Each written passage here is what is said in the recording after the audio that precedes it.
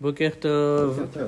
Toujours à propos de la fête de Tou Bishvat que nous commencerons à célébrer mercredi soir et durant la journée de jeudi, c'est-à-dire cette journée consacrée à la réflexion sur les arbres, on peut citer ce verset qui se trouve dans le 5e livre de la Torah et qui compare l'homme à un arbre des champs.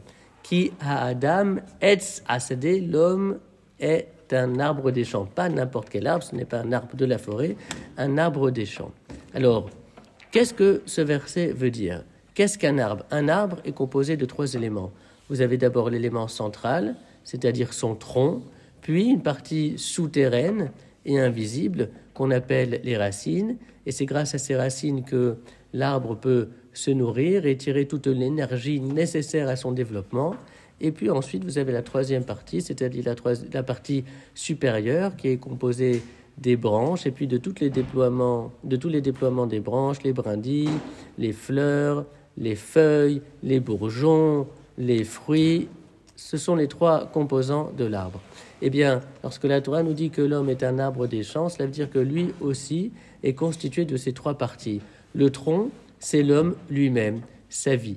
Et puis, il a des racines. Quelles sont les racines d'un homme? Eh bien, c'est son passé, c'est-à-dire le passé de ses ancêtres, lointains, plus proches, toute l'histoire, tout le patrimoine, tout l'héritage dont il a pu bénéficier, toute l'histoire du monde presque jusqu'à lui, ce sont ses racines.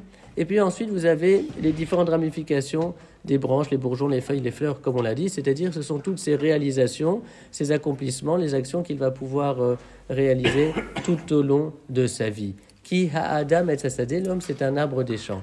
Mais Chachamim ajoute que l'homme c'est également un arbre à l'envers.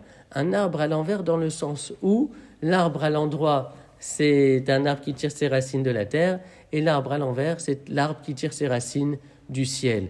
Car il est vrai que l'homme tire ses racines de cette terre puisqu'il a un corps et qu'il fonctionne avec ce corps, mais il a également des racines au ciel, c'est-à-dire une âme, une dimension spirituelle qui précisément échappe au regard. Le tronc, c'est lui, et les différentes ramifications, les feuilles, les branches, eh bien, ce sont toutes ces actions.